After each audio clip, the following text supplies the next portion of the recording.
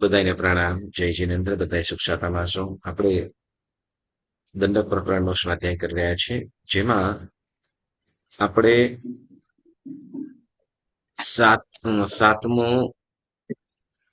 સાતમું દ્વાર લેશિયા દ્વાર કર્યું, બરાબર ને? તો 1 થી 7 દ્વારના નામ અને સાથે એ દ્વારમાં કેટલીક સંખ્યા, એની સંખ્યા પણ સાથે આપણે બોલતા જઈશું, બરાબર? ચાલો, પહેલું દ્વાર કયું છે?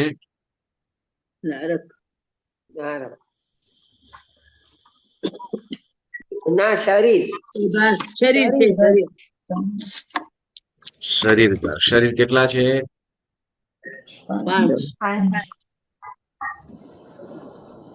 5. બરાબર છે? ઓકે. બીજું દ્વાર કયું છે? અવગાહના. કેટલી છે અવગાહના?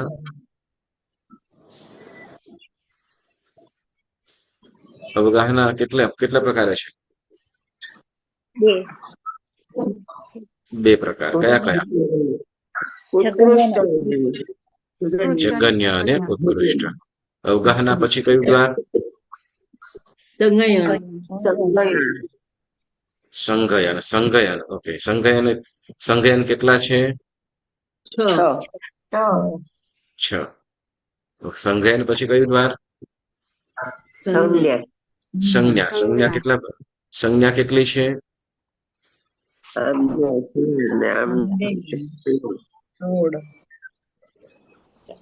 4, 6, 10 અને 16. બરાબર ને? હા. ઓકે. સંજ્ઞા પછી કયું દ્વાર કર્યું હતું? સંસ્થાન દ્વાર. સંસ્થાન એટલે શું?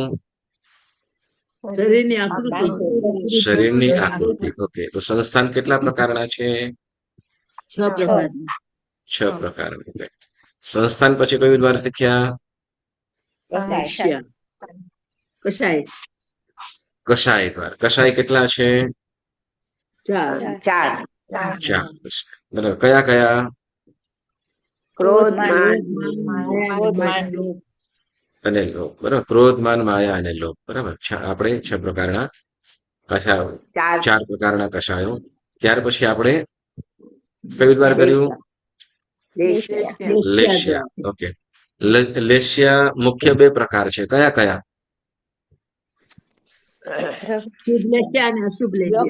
Very good. દ્રવ્ય લેશ્યા અને ભાવ લેશ્યા. બરાબર. ઓકે. પછી લેશ્યાના કુલ લેશ્યા કેટલી છે? કઈ?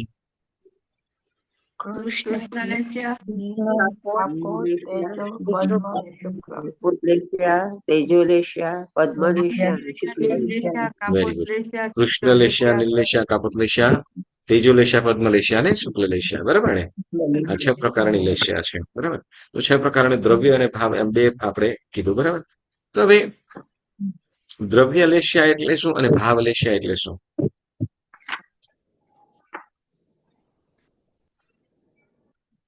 દ્રવ્ય લેશ્યા એટલે શું અને ભાવ લેશ્યા એટલે શું?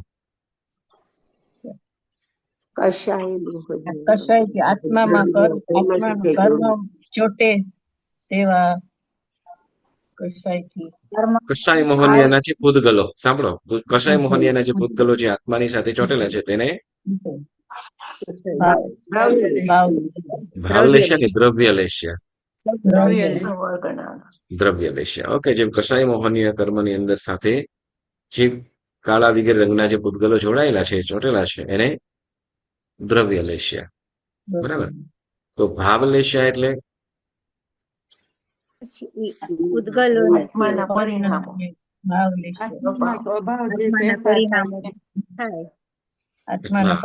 પૂતગલોના પરિણામના કારણે, બરાબર ને, એ પૂતગલોના ચોંટવાના કારણે જે આત્માનો સ્વભાવ, જે જીવનો સ્વભાવ, તેને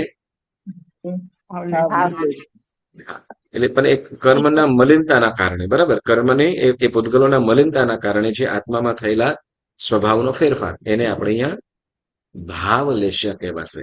કેમ? તો કે કશાય મોહનીય કર્મ અમુક ગુણસ્થાનકોની અંદર નીકળી જાય, ઉદયમાં ન હોય, પરંતુ આત્માનો સ્વભાવ તો રહેવાનો ને.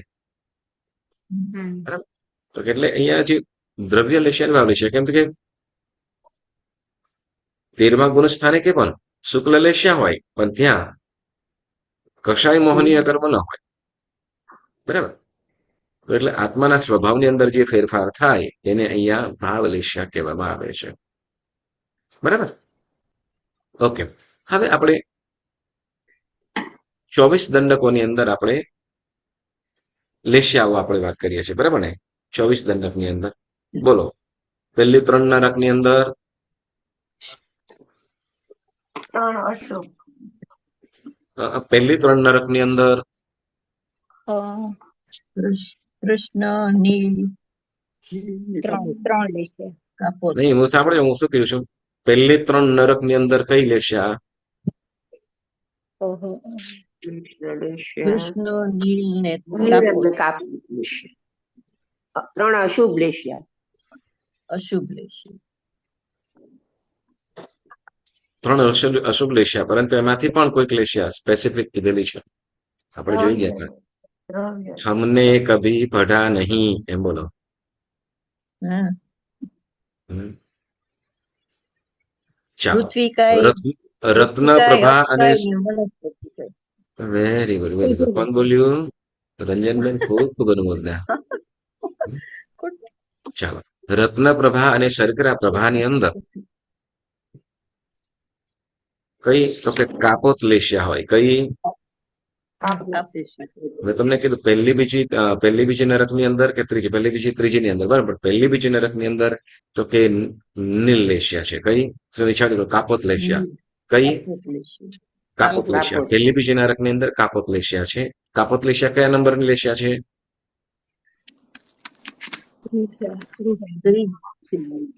ત્રીજા નંબરની. અશુભમાં પેલી. Very good, very good. આપણે ત્રીજો સેશન લેશ્યા વિશે આપણું થશે અમારી પાસે રિવિઝનમાં.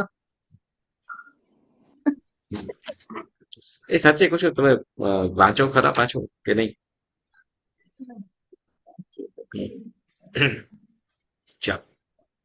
તો રત્ન પ્રભા અને શર્કર પ્રભા જે નારકી છે એમાં કાપોત લેશ્યા છે. કઈ? કાપોત લેશ્યા.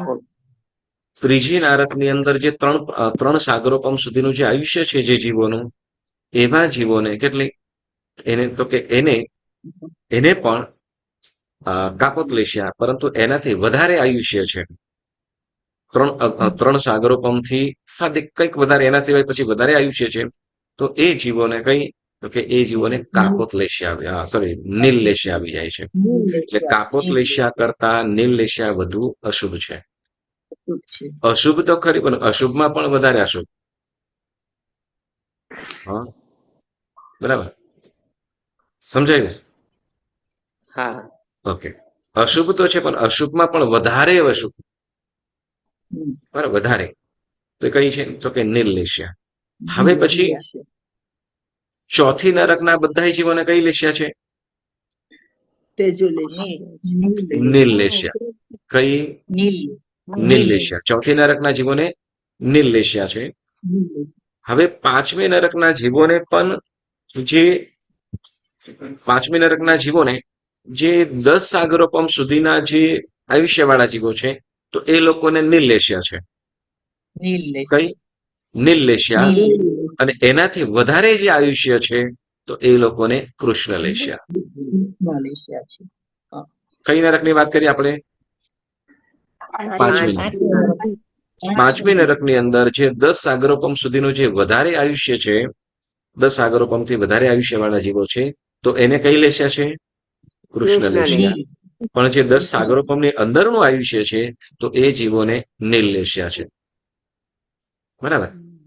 હવે છઠ્ઠી અને સાતમી નરક, છઠ્ઠી અને સાતમી નરકના જે જીવો છે એને કૃષ્ણ લેશ્યા, કૃષ્ણ લેશ્યા છે. એટલે કે અતિ અશુભ, અતિ તીવ્ર, અતિ તીવ્ર, અતિ કાળા, અતિ નિર્દય અને સ્વભાવની અંદર એકદમ ક્રૂર. બરાબર. તો એવી એ રીતે 7 નરકની અંદર 3 અશુભ લેશ્યા છે. સાતમી નરકના જીવોને 3 અશુભ લેશિયા છે, પરંતુ ઇન્ડિવિજ્યુઅલ નરકની વિચારણા કરીએ તો એ પ્રમાણે છે. 6ઠ્ઠી અને 7મી નરકની અંદર તો કે કૃષ્ણ લેશિયા. 5મી નરકના જીવોને તો કે એ લોકોને 10 હવે આયુષ્ય જો વધારે 10 આગરોપમથી વધારે આયુષ્ય વાળા જીવો છે તો ત્યાં કૃષ્ણ લેશિયા, પણ 10 આગરોપમની અંદરનું આયુષ્ય છે ત્યાં નીલ લેશિયા. બરાબર. હા, પછી ચોથી નરકના જીવોને નીલ નીલ લેશિયા, નીલ નીલ લેશિયા. ત્રીજી નરકના જીવો છે તો ત્રીજી નરકના જીવોને તો કે નીલ લેશિયા, પણ નીલ લેશિયા કઈ નીલ લેશિયા વાળા છે, અને 3 સાગરોપમથી અંદરનું આયુષ્ય છે, મતલબ 3 સાગરોપમ સુધીનું જે આયુષ્ય છે થોડું વધારે કદાચ હોય તો ત્યાં સુધીનું કદાચ એ જીવોને તો કે ત્યાં કાપોત લેશિયા વાળા. બરાબર. અને કાપોત નહીં, નીલ લેશિયા, હા કાપોત, બીજા કાપોત લેશિયા વાળા. અને પહેલી બીજી નરકના જીવોને તો કે કાપોત લેશિયા છે. બરાબર. એટલે જુઓ, સાંભળો, જેમ જેમ આ નીચે નરકની અંદર જેમ જેમ નીચે જાય છે તેમ તેમ એનું આયુષ્ય, એના ભાવો, એના પરિણામો, એના દુઃખો વગેરે બધું વધતું જાય છે. અને જેમ જેમ દુઃખ વધતું જાય છે તેમ તેમ એના રૌદ્ર પરિણામો પણ થાય છે, અતિ અશુભ વાળા છે. બરાબર. ત્યાંથી પણ પાછા મરીને કે નીકળે તો પંચેન્દ્રિયમાં આવે, પણ એવી દુર્ગતિની અંદર જાય કે ફરીથી પાછા નરકની અંદર જવું પડે. બરાબર. તો એવા પ્રકારનું આ 7 નારકીના દંડકની અંદર 7 નારકીના એક દંડકની અંદર આપણે લેશિયા વિશે વાત કરી. ત્યાર પછી 10 ભવનપતિ. 10 ભવનપતિને કઈ લેશિયાઓ હોય છે?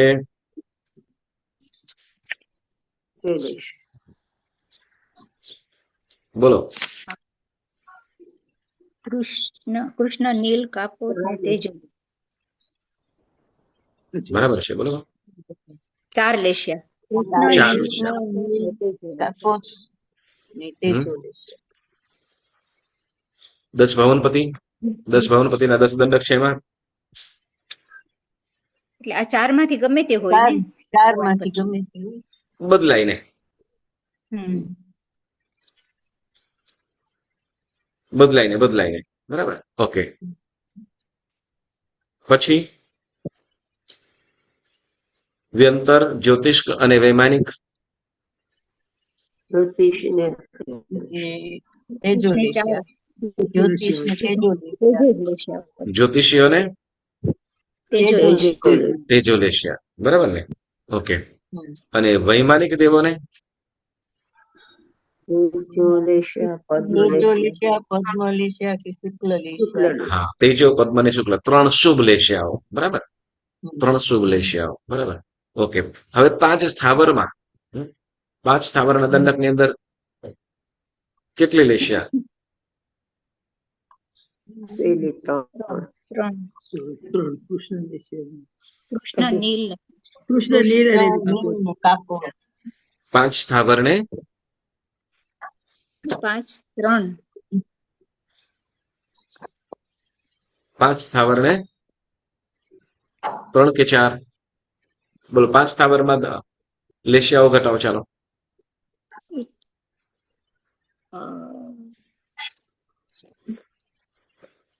3 લેશિયા. 3 લેશિયા. કઈ કઈ? કૃષ્ણ, નીલ ને કાપોત. ચાલો જુઓ, આપણે 5 સ્થાવરની અંદર અલગ અલગ આવશે. પૃથ્વીકાય, અપકાય અને વનસ્પતિકાય, આને 4 લેશિયાઓ છે. બરાબર. હા, ચોથી દેવકાય અને વાવકાય ને 3. પહેલી દેવકાય અને વાવકાય ને પ્રથમની 3. કઈ કઈ? તો કે કૃષ્ણ, નીલ, કાપોત. તો કે પૃથ્વીકાય, અપકાય અને વનસ્પતિકાય, આને કૃષ્ણ, નીલ, કાપોત તો છે જ, પણ ચોથી તેજો લેશિયા, તો તેજો લેશિયા કેવી રીતે હોઈ શકે? પૂર્વભાવમાંથી કોઈ જીવ તેનો આવે. દેવ, કોઈ પૂર્વભાવમાંથી કોઈ જીવ, કોઈ તેજો લેશિયા વાળું કોઈ જીવ પૂર્વભાવમાંથી જ્યારે આ પૃથ્વીકાય, અપકાય અને વનસ્પતિકાયની કાયમાં આવે તે વખતે અપર્યાપ્ત અવસ્થામાં એમને તેજો લેશિયા હોય, પણ જેવો પર્યાપ્ત થાય એટલે પછી પાછો આ 3 લેશિયાઓમાંથી ગમે તે લેશિયા આવી જાય. બરાબર. એટલે અપર્યાપ્ત અવસ્થામાં, એટલે પરભવમાંથી કોઈ લેશિયા સહિત આવ્યો હોય તો તો એ અપેક્ષાએ આ પૃથ્વી અપ અને વનસ્પતિની અંદર ત્રીજું લેશિયા ઘટાવી છે, તો એ અપેક્ષાએ 4 લેશિયાઓ કહેવાશે. બરાબર છે? હા, તો કંચનભાઈ, હમ. તો આ અગ્નિકાયમાં અને વાયુકાયમાં દેવો ના જાય? હા, તેવુકાય અને વાવુકાયમાં ન જાય. ને વાવ કર્યું. આ ત્રણમાં જ જાય. હા, કારણ કે છે ને ત્યાં અગ્નિ શું કહેવાય, બાદર અગ્નિ નથી ત્યાં. બાદર અગ્નિકાય નથી. બરાબર. અને વાવકાય છે, પણ શું કે વાવની અંદર એટલા બધા કઈ આસક્તિ ના હોય. અહીંયા આપણે ગઈ વખતે જોયું તો કે અ કોઈ દેવલોકના જે ત્રીજો લેશિયા વાળા દેવો છે, દેવલોકના દેવો છે, તો હવે એ જે ત્યાં રહેલા દેવલોકની અંદર રહેલા જે રત્નો, દેવલોકની અંદર રહેલા રત્નો છે, બરાબર, કે સુવર્ણ છે, રત્નો છે વગેરે, તો હવે એની અંદર એવા આસક્ત થયેલા હોય કે એની અંદર જ એને બહુ ગમતું હોય, એની અંદર એવા રાગી બનેલા હોય, આસક્ત થયેલા હોય, કે જેના કારણે પછી તો એવા સમયની અંદર એનું આયુષ્ય બંધાયું હોય. તો પછી મરીને ક્યાં, તો કે પૃથ્વી કાય રૂપે ઉત્પન્ન થાય. યસ. એવી રીતે સરોવર વગેરે ત્યાં પણ દેવો પણ જળ ક્રીડા કરતા હોય. દેવો પણ સરોવરો, ત્યાં પણ વાવડીઓ છે, સરોવરો છે, તો એ જળ ક્રીડા કરતા હોય. અને જળ ક્રીડાની અંદર હવે તે વખતે એવા મશગુલ બનતા હોય, આસક્ત થયેલા હોય, તો ત્યાં પણ શું, તો કે અપકાયનું આયુષ્ય પણ બાંધી દે અને અપકાયની અંદર પણ જાય. વળી એ પ્રમાણે વનસ્પતિ, તો ત્યાં પણ બાગ બગીચાઓ રહેલા છે, વનસ્પતિ ત્યાં પણ રહેલી છે. તો એ વનસ્પતિ બાગ બગીચાઓની અંદર એની અંદર આસક્ત થયેલા હોય. બધા જીવોને બધાને પોતાનું અલગ અલગ છે. કોઈને કેમ કોઈ નવું નવું ફરવું ગમતું હોય, શોખ હોય નવા નવા, તો એ પ્રમાણે એને એ રીતે આસક્ત થઈને આયુષ્ય બાંધી લીધું. અને પછી તો કે હવે એકાંદ્રિયની આયુષ્ય બાંધ્યું છે, પૃથ્વી કાય, અપકાય કે વનસ્પતિ કાયનું, એટલે એની અંદર જવાનું છે. હવે એ જીવો આખા બહુ પર્યંત તેજો લેશિયા વાળા છે. બરાબર. હવે તેજો લેશિયા, તે અંત સમયની અંદર પણ તેજો લેશિયા છે, એટલે તેજો લેશિયા લઈને ત્યાંથીના દેવલોકમાંથી કે દેવગતિની અંદરથી એમાં આવે અને ત્યાં, એટલે દેવગતિની અંદર એવું જ નથી. હવે સાંભળજો, હવે દેવો માટે જેવું નથી. ધારો કે મનુષ્ય હોય, તો મનુષ્ય પણ તેજો લેશિયા વાળો હોય અને એકેન્દ્રિયનું આયુષ્ય બાંધેલું હોય, તો ત્યાં જઈ શકે છે. એટલે દેવો જાય એવું નહીં સમજવાનું, આપણે પણ જઈ શકીએ છીએ. એટલે આપણા માટે પણ ઓપન જ છે. ઓકે. એટલે બધું શું કે ભાઈ, આસક્તિ જો એની અંદર હોય, તો આપણે પણ ક્યાં, તો કે એની અંદર જઈ શકીએ. દેવો તો જ્યોતિષી દેવો તો તેજો લેશિયા વાળા છે જ. બરાબર. એટલે જે પણ અગ્નિકાયમાં શું છે કે ના જાય એ લોકો? અગ્નિકાયની અંદર, હા, અગ્નિકાયમાં દેવલોક વગેરેની અંદર છે, તો ત્યાં એક બાદર અગ્નિ નથી ત્યાં. બાદર અગ્નિ એટલે આપણે જેમ અહીંયા છે કે મકારાનો અગ્નિ કેવો હોય ને, એવો અગ્નિ નથી ત્યાં. બરાબર. એટલે જેમ શું કહેવાય કે આસક્તિ શેમાં થાય, તો કે જે બાદર હોય, બધું દેખાતું હોય, અનુભવાતું હોય એની ઉપર. બરાબર. હવે આપણી આજુબાજુની અંદર, આપણી આજુબાજુમાં સૂક્ષ્મ પાણી છે, ખ્યાલ છે બધાને? આપણે અત્યારે બેઠા છીએ તો અહીંયા સૂક્ષ્મ પાણી છે કે નહીં? છે ને? હા, છે. સૂક્ષ્મ પાણી છે, ભેજવાળું વાતાવરણ છે ને? છે ને? હા, હા, બરાબર. ઓકે. બરાબર. તો છે એના, હા, યસ. પછી બીજી રીતે કહીએ તો જેમ કહેવાય કે ભાઈ કદાચ એકદમ ઠંડુ પાણી હોય, બરાબર, ઠંડુ પાણી હોય ને બહાર રાખ્યું હોય, ફ્રીજમાંથી બહાર રાખ્યું હોય, તો જોજો એ બોટલ કે ગ્લાસ કે એની આજુબાજુ શું થઈ જશે, તો કે જેના સ્વેટ થઈ જશે, જેના ટીપા આવી જશે. એ ક્યાંથી આવે? હવે બોટલમાંથી કે ગ્લાસમાંથી તો જમતું નથી. બારેથી, બારેથી ક્યાંથી આવે છે? એરમાં, હવામાં. બરાબર ને? તો હવે એ હવાથી જ એક કેચ થયું છે. બરાબર ને? જે મેં ઠંડાથી કેચ થયું છે, એટલે હવાની અંદર પણ પાણી રહેલું છે, જેને આપણે ફીલ કરી શકતા નથી. એ તો ઠંડો પવન આવે છે એમ કહીએ, ઠંડો પવન આવે એટલે શું, તો કે હશે. તો આપણે જેને શું કહીશું, તો કે હવે કદાચ આને પણ આપણે શું કહીએ, તો કે એ પણ શું કહેવાશે, તો કે બાદર અપકાય કહેવાશે. કેમ કે આપણે ભેગું થયા પછી કરીને જોઈ શકીએ છીએ, એને ફીલ કરી શકીએ છીએ. તો સૂક્ષ્મને કદાચ જે આપણે કરી શકતા નથી, તો એવી રીતે છે, છતાં પણ આપણે એને અનુભવી શકતા નથી. બરાબર ને? તો એવી રીતે સૂક્ષ્મ અગ્નિકાય છે, તે બાદર વાવકાય, શું કે બાદર તેવું કાંઈ નથી. એટલે તેવું કાંઈની અંદર એ લોકો ત્યાં દેવલોકની અંદર કે ત્યાં બાદર તેવું કાંઈ નથી. બરાબર. બાદર તેવું કાંઈ નથી અને બાદર વાવકાય છે, બરાબર ને, પણ એવું એવું નથી કે જેમાં આસક્ત થાય એવું, બરાબર. તો એટલા એના કારણે એ જીવો એવા પ્રકારનું આયુષ્ય બાંધી શકતા નથી કે એવાની અંદર જતા નથી. આસક્ત થાય એવું, આસક્ત હોય એટલે એની અંદર રચ્યા પચ્યા પડ્યા રહેવું એવું થઈ શકતું નથી. એટલે ત્યાં અગ્નિકાયની અંદર જતા નથી, બરાબર. હા, કદાચ જતા હોય પણ એ કઈ લેશિયા વાળા? કૃષ્ણ લેશિયા વાળા. પણ નહીં, દેવલોકની અંદર દેવો લગભગ નથી જતા. પૃથ્વી કાય એને વનસ્પતિની અંદર, એ પણ બાદરની અંદર જાય. ઓકે, પછી ત્યાર પછી આપણે વિકલેન્દ્રિય જીવોને કેટલી લેશિયા હોય?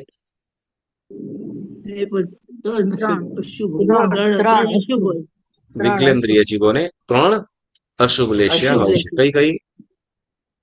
કૃષ્ણ ઓકે. અને હા, વૈમાનિક દેવોને? વૈમાનિક દેવોને શુભ લેશિયા. 3 શુભ. 3 શુભ લેશિયાઓ, બરાબર. એમાં પણ પાછી છઠ્ઠા દેવલોક થી ઉપરના દેવોને તો કે શુક્લ લેશિયા જ આવી જાય છે. કઈ? હા. તો હવે જો જેમ પહેલા બીજા દેવલોકની અંદર કે બીજા ત્રીજા ચોથા દેવલોકની અંદર, તો એમાં જે શુક્લ લેશિયા વગેરે શું કહેવાય લેશિયાઓ છે, તો લેશિયાઓ ઉત્તરોત્તર શુદ્ધ થતી જાય છે, વિશુદ્ધ થતી જાય છે. એમ જે હવે સાતમા દેવલોકના દેવોમાં શુક્લ લેશિયા છે. શુક્લ લેશિયા, તો શુક્લ લેશિયા હવે 8મા દેવલોકની અંદર શુક્લ લેશિયા ત્યાં દેવો છે એમાં પણ શુક્લ લેશિયા છે. પણ 7મા દેવલોક કરતા 8મા દેવલોકના દેવોની જે લેશિયા છે એ અતિ શુભ છે, વિશુદ્ધ છે. એમ ઉત્તરોત્તર 12મા દેવલોકમાં જઈએ તો એના કરતા એકદમ વિશુદ્ધ. એનાથી ઉપર જઈએ તો ગ્રૈવેક દેવો છે તો એની એકદમ શુદ્ધ. અને એના કરતા તો કે અનુત્તરવાસી દેવો તો કે એના સૌથી વધારે વિશુદ્ધ દેવોની અંદર. ઓકે, એવી રીતે જેમ જેમ ઉપર જતો જાય છે તેમ તેમ એની લેશિયાઓ પણ શુભ થઈ જાય છે, બરાબર. જેમ કહેવાય કે ભવનપતિ દેવો છે તો એની પાસે પણ કઈ ત્રીજો લેશિયા છે ને? છે, હા કે ના?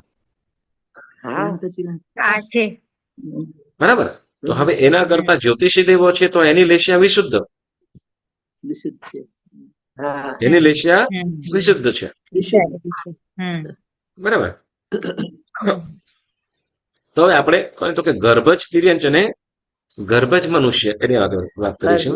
તો કે ગર્ભજ મનુષ્ય છે તો ગર્ભજ મનુષ્યને કેટલી લેશિયા હોય?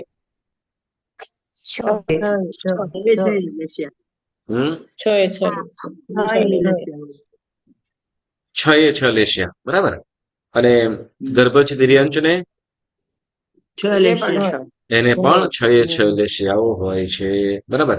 જેમ કૃષ્ણ લેશિયા હોય તેમ શુક્લ લેશિયા સુધી પણ પહોંચી શકે છે, બરાબર. તો આપણે કદાચ અત્યારે આપણી પાસે કદાચ લેશિયા હોય તો કઈ લેશિયા હશે? અત્યારે તમે બેઠા છો શુભ જ હશે ને?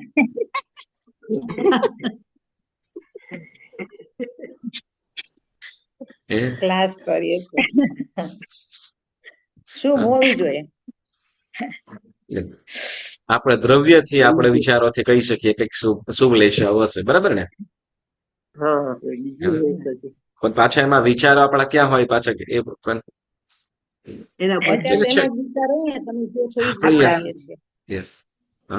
એટલે મનુષ્ય છે, મનુષ્યને 6 લેશિયાઓ પહેલી છે. હવે જો લેશિયા એટલે શું કીધું આપણે? આત્માનો સ્વભાવ, આત્માનો જીવનો સ્વભાવ, બરાબર.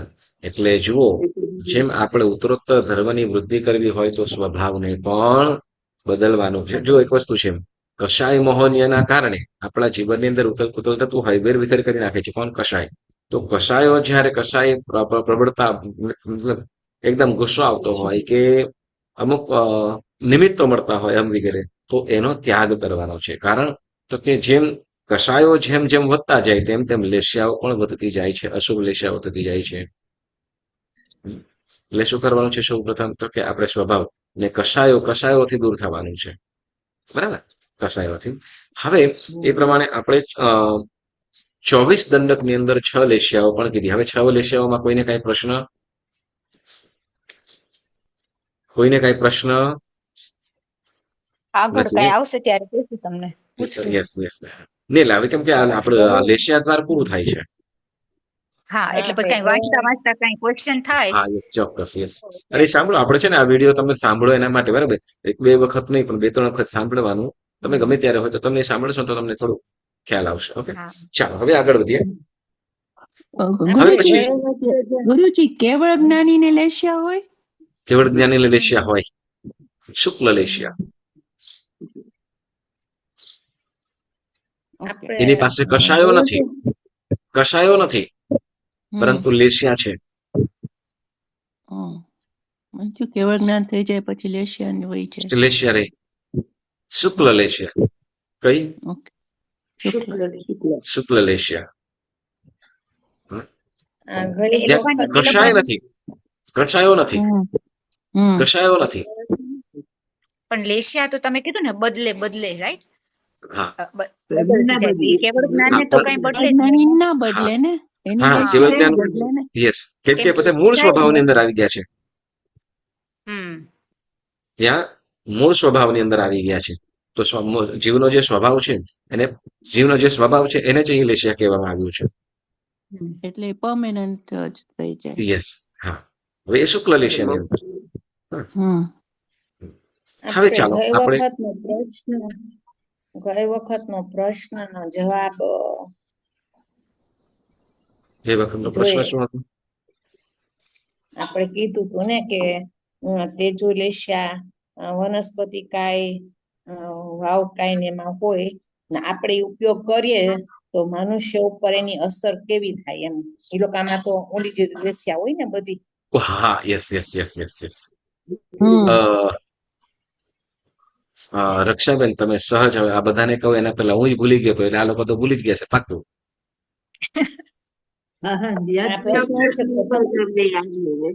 અને રક્ષાબેન કીધું પછી યાદ આવ્યું એ તો બરાબર છે. યાદ છે. રક્ષાબેને કર્યો છે. રક્ષાબેન આન્સર કરો તમે હવે. નથી કર્યું એટલે તો ન ખબર પડે એટલે તો પૂછ્યું છે ગુરુજી. ચાલો ચાલો, ઓકે, સરસ. જુઓ, હવે પૃથ્વીકાય, શું કે વનસ્પતિકાય વગેરે જીવોને કઈ લેશિયા કીધી? કૃષ્ણ લેશિયા છે, બરાબર ને? કૃષ્ણ. ઓકે, હવે આપણે વસ્તુ વાપરીએ, બરાબર ને? એ વસ્તુ વાપરીએ એટલે આપણા મનની અંદર પણ આપણા પરિણામની અંદર કઈ ફેરફાર થાય, બરાબર ને? એવું કહો છો ને? ઓકે, હવે જુઓ, આપણે પૃથ્વીકાય, અપકાય, શું કહ્યું? વનસ્પતિકાય છે, પૃથ્વીકાય, અપકાય છે. તો એ જીવો છે ને, હવે એ કઈ લેશિયા વાળા છે આપણને ખબર નથી. આપણે તો શીખ્યા એટલે, બરાબર ને? આપણે શીખ્યા અત્યારે લેશિયાઓ એટલે આપણને ખ્યાલ આવ્યો, બરાબર? હવે ધારો કે દરેક જીવનો જે આપણે અહીંયા જે વાપરતા હોય એટલે જે આપણને સ્વાદનો ખબર પડે છે, એ જીવની અંદર કઈ લેશિયા છે, શું છે એ, એનાથી આપણા જીવને કઈ ફરક પડતો નથી. હા, એ જીવ, હા, એ વનસ્પતિની અંદર કયો ગુણધર્મ છે શરીર માટે તો એ ઇફેક્ટ કરે. જેમ છે કારેલું છે, તો કારેલું સ્વાદ કેવો છે? કડવો છે, બરાબર? કડવો છે. તો કડવાશના કારણે જે કદાચ શરીરની અંદર રોગ પ્રતિકારક કદાચ શક્તિ વધતી હોય તો એ ફેરફાર થાય. બાકી હવે એ કૃષ્ણ લેશિયા વાળું છે કે નીલ લેશિયા વાળું છે, કાપડ લેશિયા વાળું, આપણને ખબર નથી. તો એનાથી આપણા આત્માના પરિણામમાં ફરક નથી પડતો. એ લેશિયા પણ સમજો કે કોઈ તામસી વસ્તુ છે, બરાબર ને? તામસી વસ્તુ છે, તો તામસી વસ્તુના કારણે પદાર્થ હશે તો કે મન ગુસ્સેલ થશે, બરાબર? જે મરચું છે, બરાબર, મરચું છે હવે તીખું છે, હવે એને કૃષ્ણ લેશિયા વાળું છે એમ તો કહી ના શકીએ, બરાબર? તો એટલે એ જીવની અંદર કઈ લેશિયા વાળું છે એની સાથે એ લેશિયા કઈ છે એનાથી આપણા શરીરની અંદર કે આપણે એ વાપરીએ તો એમાં કઈ ફેરફાર પડે તો કે ના, એમાં કઈ એ નથી થતું, બરાબર? હા, પણ એ જીવનો, કેમ કે લેશિયા છે એ પોતાનો ઇફેક્ટ કરે છે. શું લેશિયા છે પોતાનામાં સ્વયં જીવને અસર કરે છે. હવે સમજો કે કોઈ પણ વસ્તુ આપણે જમતા હોય કે એ કરતા હોઈએ તો તે વખતે તો કે ના, તો એમાં જે એ વસ્તુનો આપણે ઉપયોગ કરીએ છીએ. હવે ધારો કે આપણે એમ કહીએ કે કોઈ માદક પદાર્થ છે, માદક એટલે નશાકારી વસ્તુ છે, બરાબર. હવે એ નશાકારી વસ્તુ છે અને એનું પાન કર્યું, જેમ ઓલું શું કહેવાય, એનું કઈક વનસ્પતિ ઓલી ખાતા હોય, મરુંગી, બરાબર ને. હવે વનસ્પતિ, હા એ મરુંગી છે, એ ગમે તે ખાય, ગમે તે કરે, એને શું થશે, તો કે નશો ચડશે, બરાબર ને. છે વનસ્પતિ છે, છે વનસ્પતિ છે, બરાબર. તો હવે મરુંગી ગમે તે ખાય, તો એનું એનો સ્વાદનો એનું એનું એનું શું કહેવાય, એની અંદર ટેસ્ટ જે રહેલો છે, કે એની અંદર જે તત્વ રહેલું છે કે બુદ્ધિને મંદ કરી દે છે, ભ્રષ્ટ કરે છે, તો એની અંદર તત્વ છે. તો એ હવે કઈ લેશિયાનું છે? એના કેમ કે લેશિયા એ કોના માટે છે? એ જીવ માટે છે. સમજાયું? બરોબર. હા હા વનસ્પતિ કહે છે કે જે પણ જીવો છે, તો લેશિયા છે એ કોને? તો કે એ જીવો માટે. હવે એ જીવો, એ જીવો માટે છે. હવે એનું એ લેશિયાનો ઇફેક્ટ તો સમજો કે એને જે આરોગનાર છે, વાપરનાર છે, તો એને કઈ ફરક નથી પડતો, બરાબર. કેમ કે એને તો સ્વાદ સાથે લેવા દેવા હોય છે. એનો જે બાહ્ય વસ્તુ છે, એના મતલબ બાહ્ય એનું જે શરીર છે, આપણે જે વાપરીએ છીએ, બરાબર ને. તો એક જાત એ જીવનું જે વનસ્પતિ ગાય છે, ધારો કે ભીંડા વાપરીએ, ભીંડાનું શાક કર્યું છે, તો ભીંડાનું શાક છે, તો ભીંડો એનું શરીર થયું છે, બરાબર ને. હવે એ જીવનું જે પરિણામ છે એ આપણને ખ્યાલ નથી, એના જીવના પરિણામને આપણને કઈ ફરક પડતો નથી. એટલે એ પદાર્થનો સ્વાદ જે છે કેવો છે, અને સ્વાદ અને એનું જે ગુણધર્મ હોય, એ ગુણધર્મ હોય એ ઇફેક્ટ કરતો હોય, બરાબર. એટલે એમાં કઈ ફરક પડતો નથી. ઓકે, ચાલો હવે આપણે છે ને આજે ઇન્દ્રિય દ્વાર વિશે આપણે સેજ વાત કરીશું. જૂની પુસ્તકની અંદર પેજ નંબર 22 ખોલો, આગળ જે શરીરનો અંદર કરીએ છીએ ને.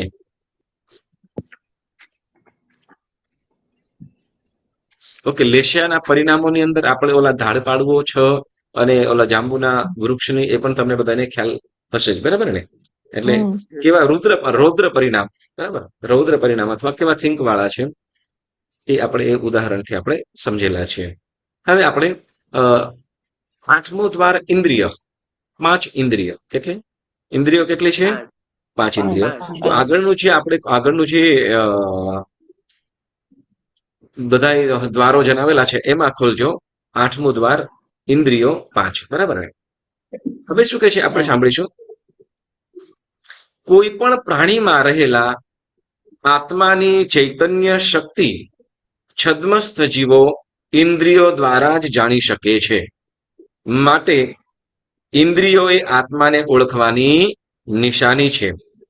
તે ઉપરથી ઇન્દ્રિય શબ્દનો અર્થ, ઇન્દ્રિય શબ્દનો ઇન્દ્ર એટલે આત્મા અને તેને ઈય પ્રત્યય તેના ચિહ્ન અર્થમાં લાગીને ઇન્દ્રિય શબ્દ બનેલો છે. તેથી ઇન્દ્રિય એટલે આત્માનું ચિહ્ન એવો શબ્દાર્થ થાય છે. શું કીધું? ઇન્દ્રિય એટલે શું? આપણે કોઈ પણ પ્રાણીને, કોઈને જીવને પણ જાણવાનું હોય, બરાબર, તો શેનાથી જાણી શકશું આપણે? ઇન્દ્રિયથી. શેનાથી? ઇન્દ્રિયથી. એટલે કીધું કે કોઈ પણ પ્રાણીમાં રહેલા આત્માની ચૈતન્ય શક્તિ. આત્માની ચૈતન્ય શક્તિ એટલે શું? ચૈતન્ય શક્તિ એટલે તો એમાં જે પણ ફેરફાર થતો હોય એ શું કરે, એ જીવની અંદર એ જીવ છે કે નહીં, બરાબર ને, તો એને જાણવા માટેની જે નિશાની, તો એને શું કહીશું? ઇન્દ્રિય. બરાબર. એટલે ઇન્દ્રિય દ્વારા જ આપણે જાણવું હશે તો પણ શેનાથી જાણીશું? આપણે કોઈ પણ વસ્તુ જાણવાની હશે તો શેનાથી જાણીશું? હું બોલું છું, તમે સાંભળો છો, શેનાથી સાંભળી શકશો? કાન શું છે? ઇન્દ્રિય, બરાબર ને. યસ. આપણે કોઈ પણ વસ્તુ જોવું છે કે જાણવું છે, બરાબર ને, તો પણ શેનાથી? ઇન્દ્રિયથી, બરાબર ને. કોઈ વસ્તુ જોવું હશે તો આંખ પણ એક પ્રકારની ઇન્દ્રિય છે, બરાબર. એટલે ચૈતન્ય શક્તિ, બરાબર ને. એટલે આત્માની ચૈતન્ય શક્તિ હવે કે છે છદ્મસ્થ જીવો ઇન્દ્રિય દ્વારા જાણી શકે છે. આપણા માટે આપણે કોઈ પણ પદાર્થને જાણવું, સાંભળવું હશે તો શેનાથી જાણી શકશું આપણે? ઇન્દ્રિયથી. શેનાથી? છદ્મસ્થ જીવ શેનાથી જાણી શકે? ઇન્દ્રિયથી, બરાબર. માટે ઇન્દ્રિય એ આત્માને ઓળખવાની નિશાની છે. એટલે આત્માને ઓળખવાની નિશાની શું કીધી? ઇન્દ્રિય. બરાબર. હવે શું કહે છે? એના શબ્દાર્થ આપણને જણાવે છે તો કે તે ઉપરથી ઇન્દ્રિય શબ્દનો એટલે ઇન્દ્રિય શબ્દનો અર્થ શું કહે છે? તો કે ઇન્દ્ર એટલે આત્મા, ઇન્દ્ર એટલે આત્મા, અને ઈય પ્રાકૃત ભાષાની અંદર આ ગાથાઓ છે પ્રાકૃત છે, બરાબર, શબ્દ પ્રાકૃત ભાષાનો છે એટલે ઈય પ્રત્યય લાગે, ઈય પ્રત્યય લાગે તો એટલે ઇન્દ્રિય. જેમ આપણે શું કહેવાય કે ઇંગ્લિશની અંદર શું કહેવાય, જેમ કોઈ પણ ક્રિયા હોય, હા, શું કહું, કીધું છે, કીધું તું, બરાબર ને, કીધું છે, હું કહું છું એમ કહેશું તો આઈ એમ સ્પીકિંગ, બરાબર ને, એમ કહીશું ને, હું કહું છું એમ કહેતો તો ઇંગ્લિશમાં શું કહીશું? બોલો, આઈ એમ સ્પીકિંગ, બરાબર. ઓકે, પણ હવે મેં કીધું તું એમ કહીશું તો I spoke. યસ, બરાબર ને. તો હવે ત્યાં વર્ડમાં ચેન્જ થયું, બરાબર ને. જેમ એમાં શું થયું તો કે પાછળ આપણે એનું જે ચેન્જ થયું, સ્પીક ની જગ્યાએ સ્પોક થયું, બરાબર ને. તો જે છે એને છેલ્લો વર્ડ લાગ્યો તો એને શું કહીશું? પ્રત્યય. ગુજરાતીમાં કે ઇંગ્લિશમાં પ્રાકૃત ભાષામાં શું કહીશું? પ્રત્યય. તો અહીંયા આ જે છે એ ઈય શબ્દ છે, ઈય પ્રત્યય લાગ્યો. ઈયસ એટલે શું કહેવાય? પાસ્ટ, પ્રેઝન્ટ વગેરે જે થતું હોય એવી રીતે અહીંયા કોઈક વસ્તુને જેમ શું કે દર્શન કરવા યોગ્ય એક વસ્તુ છે, દર્શનીય. એનો મતલબ શું? દર્શનીય શબ્દ આવે ને, દર્શન કરવાની યોગ્ય. દર્શન કરવાને યોગ્ય, બરાબર ને. હા, સ્મરણીય, સ્મરણ કરવા યોગ્ય, બરાબર ને. તો એમ જેમ અમુક અમુક શબ્દો લાગે અને એને ટૂંકની અંદર જણાવે તો એ ઓળખવાની. ઈય શબ્દ છે તો એ શું છે તો કે એ પ્રત્યય લાગ્યો. ઇન્દ્ર શબ્દને ઈય શબ્દ લાગીને શું થયું? ઇન્દ્રિય. શું? ઇન્દ્રને ઇન્દ્ર એટલે આત્મા, ઇન્દ્ર એટલે આત્મા, અને ઈય એટલે તેને ઓળખવાની નિશાની, તે ઇન્દ્રિય, બરાબર. તો ઇન્દ્રિય એટલે આત્માને એટલે શું કહે છે તો કે ઈય પ્રત્યય તેના ચિહ્ન અર્થમાં લાગીને ઇન્દ્રિય શબ્દ બનેલો છે. એટલે તેથી ઇન્દ્રિય એટલે આત્માનું ચિહ્ન એવો શબ્દાર્થ થાય છે. એટલે ઇન્દ્રિય એટલે શું તો કે આત્માને ઓળખવાની નિશાની અથવા આત્મા ચિહ્ન, નિશાની કે સંજ્ઞા કે છે પણ કયો તે, બરાબર. પણ ઇન્દ્રિય એટલે તો કે આત્માને ઓળખવાની નિશાની, બરાબર. ઓકે, હવે શું કે છે?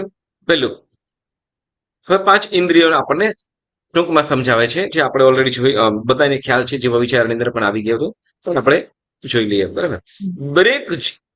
દરેક જીવતા શરીરમાં, કયા શરીરમાં કીધું? જીવતા. જીવતું શરીર એટલે કોણ? જીવે છે, જે જીવ મતલબ જે શરીરમાં જીવ છે તે, એટલે જીવતા શરીરમાં શું કે છે? ઠંડો, ઊનો વગેરે 8 પ્રકારના સ્પર્શો ઓળખવાને સ્પર્શનેન્દ્રિય તો હોય છે. શરીરમાં એ ઇન્દ્રિય અંદર અને બહાર બધે સૂક્ષ્મ આકારથી ફરી વળેલ હોય છે. શરીર ઉપરની ચામડી વગેરેમાં તે ફેલાયેલ છે, એટલે તેના બાહ્ય આકાર કોઈ પણ જાતનો જણાતો નથી.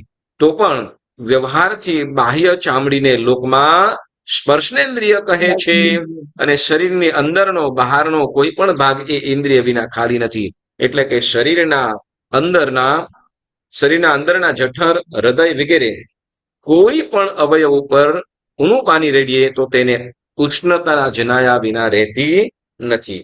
એટલે શું કે છે કે આપણા સ્પર્શનેન્દ્રિયની વાત કીધી. શેની? સ્પર્શનેન્દ્રિય. સ્પર્શનેન્દ્રિયથી તો કે 8 પ્રકારના સ્પર્શ કીધા છે, બરાબર ને. બોલો, 8 પ્રકારના સ્પર્શ આપણે આવી ગયું છે.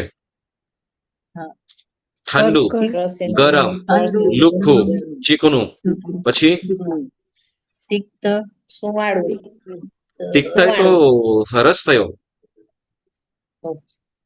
ઠંડુ, ગરમ, ખરબચડું, સુવાળું, લુખ્ખું, ચીકણું, 2 બાકી નાખ્યા. બોલો, ભારી ને હલકું. મને પાક્કું ખ્યાલ હતો કે તમે ભૂલી ગયા હશો, બરાબર. તો 8 પ્રકારના જે આ 8 પ્રકારના સ્પર્શ છે એને ઓળખવા મતલબ જે જેનાથી જાણી શકાય. શેનાથી? તો કે સ્પર્શનેન્દ્રિયથી, બરાબર ને. આપણા શરીરની અંદર ગમે ત્યાંથી કદાચ શું કહેવાય ઠંડુ ગરમનો અનુભવ કરી શકે કે નહીં? હા. આંગળી નાખીએ તો જ ખબર પડે કે પછી કદાચ ગમે ત્યારે પાણી રેડી પાડે તો પણ ખબર પડી જાય? વરાળ દેખાય તો ખબર પડે. વરાળ દેખાય તોય ખબર પડે, ને તો ઠંડામાંય વરાળ નીકળે પછી.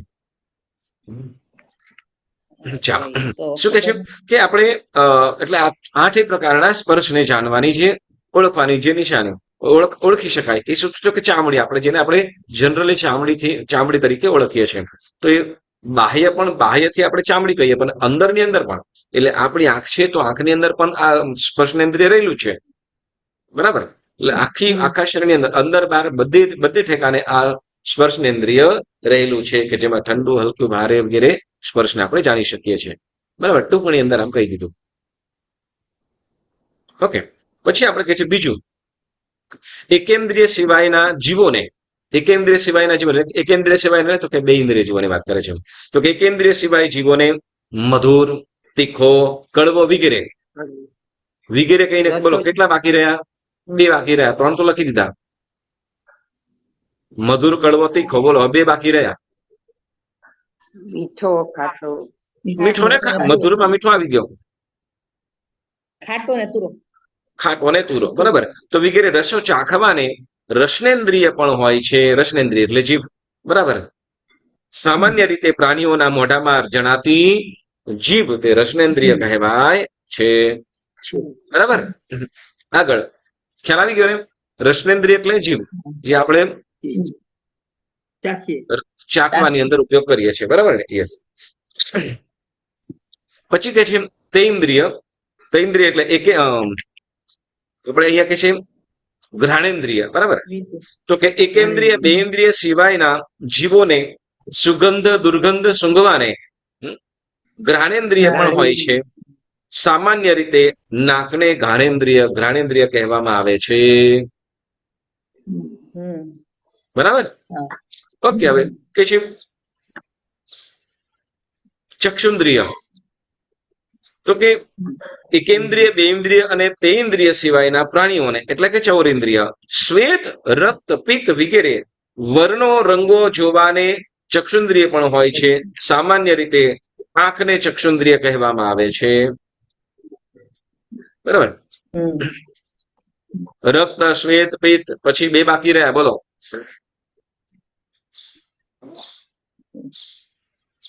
કાળો ને લીલો, બરાબર? યસ. તો આ 5 રંગોની અંદરથી બીજા પણ જે પણ રંગો દેખાય છે, બરાબર, આંખથી આપણે જોઈ શકીએ છીએ, જોવાની વસ્તુ. તો બધું શું છે? આપણે ચક્ષુન્દ્રિયથી જોઈએ તો સામાન્યથી ચક્ષુન્દ્રિય કહેવાય છે, બરાબર? અને પછી એકેન્દ્રિય, 2 ઇન્દ્રિય, તૈન્દ્રિય અને ચૌરેન્દ્રિય સિવાયના પ્રાણીઓને શબ્દો, ધ્વનિ સાંભળવાની ક્ષોતેન્દ્રિય વધારે હોય છે. સામાન્ય રીતે કાનને ક્ષોતેન્દ્રિય કહેવામાં આવે છે, બરાબર? તો કે એ પ્રમાણે એટલે કે આપણે 5 ઇન્દ્રિયનો ઉપયોગ શું છે એ આપણને કીધું, બરાબર? 5 ઇન્દ્રિયનો ઉપયોગ બરાબર, એના સિવાય ઘણું બધું આવતું હોય, બરાબર? હા, આપણે તો કાન દઈએ પણ ખરા, બરાબર કે નહીં? કાન દઈએ કે નહીં? નજર આપીએ પણ ખરા, ચાખીએ જ નહીં, ચાખીને આપીએ પણ ખરા પાછું. ભલે કદાચ શું કહેવાય મધુર મીઠો આવતો હોય પણ આપીએ તો કડવું જ, એવું પણ બને ને? ઓકે, ખાલી ઓકે, ચાલો. એટલે 5 ઇન્દ્રિય, તો 5 ઇન્દ્રિયનો ઉપયોગ શું થાય છે એનું આપણે ટૂંકની અંદર આપણે જણાવ્યું. એના સિવાય મતલબ જીભનું 2 કામ પાછા, બોલવાનું પણ અને ચાખવાનું પણ. લ્યો, ચાલો આપણે ઓકે, હવે આ 5 ઇન્દ્રિય આપણે સામાન્યથી આપણે વાત કરી. હવે આની અંદર દ્રવ્ય અને ભાવ, બાહ્ય અને અભ્યંતર, આ બંને પ્રકારે પણ આનો ઉપયોગ થશે. ઇન્દ્રિય દ્વાર ખૂબ સુંદર સમજવા જેવું છે, આમ સહેલું છે પણ સમજવાનું પણ છે. ઓકે, તો આપણે આ 5 ઇન્દ્રિય આની અંદર થોડું વાંચજો તમે, એટલે ન સમજાય. આપણે આવતી વખતે ફરીથી પણ આને આગળ આપણે વધીશું અને ઇન્દ્રિય દ્વારને આપણે સરસ રીતે શીખીશું. તો આજનો સ્વાધ્યાય સ્થગિત કરું છું. જેના આજ્ઞા વિરુદ્ધ કાંઈ પણ બોલાયું હોય તો મને મન વચન કાયાથી ત્રિવિધે મિચ્છામિ દુક્કડમ. રાત્રે મહાસત્યોને વંદન એ સ્વાધ્યાય આપણે કરીશું. તો દરેક પુણ્યશાળીઓ ચોક્કસ જોડાજો, અને ખૂબ સરસ કથાઓ હોય છે, તો અવશ્ય જોડાજો. ઓકે, સરસ. સૌને પ્રણામ. જય જિનેન્દ્ર. પ્રણામ. રેકોર્ડિંગ મોકલજો. હા